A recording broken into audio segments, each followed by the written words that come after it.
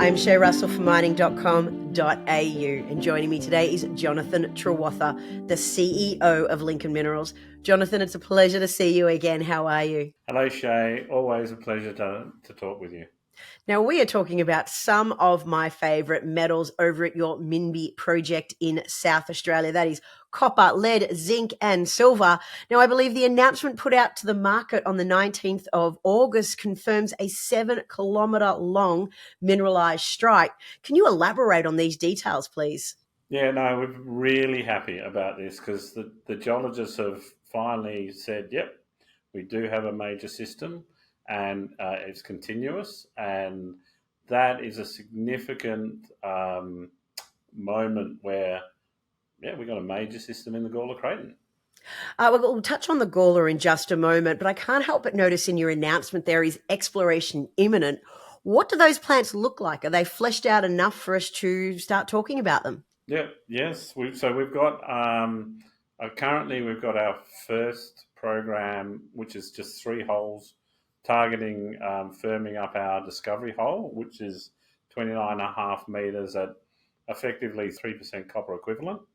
So we're firming up that and showing the continuity, and then we're going to be stepping out for another 2 programs, which we're finalising now, which will be around a shear zone, a meeting of 2 shear zones.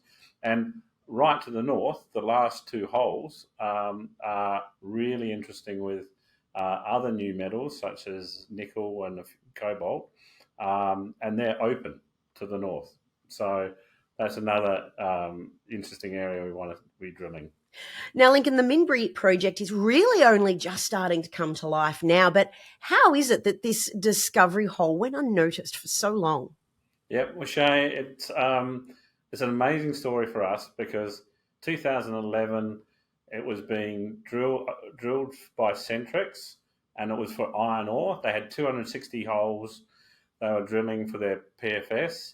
Now they had were not aware about this mineralisation below, and then it was 3 rigs on night shift. They were drilling. They were told that they could go 2 meters past their contact formation, which sits above our ore body, or soon to be ore body. And then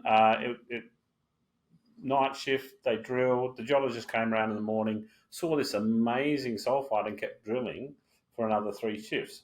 Now, Lincoln had the rights for the minerals. Centrex had the rights for the iron ore.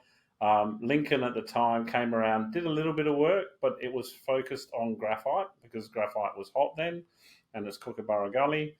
And so the company stalled, it got forgotten about, and then it was only in December did we rediscover it. And it's just such an exciting. It could turn out to be a major discovery. It's certainly got all the right ingredients, and who doesn't love hearing about a polymetallic project in the Gawler? Listen, Lincoln, thank you so much for joining me today, and I cannot wait for future updates. Okay, thank you, Shay. Always a pleasure.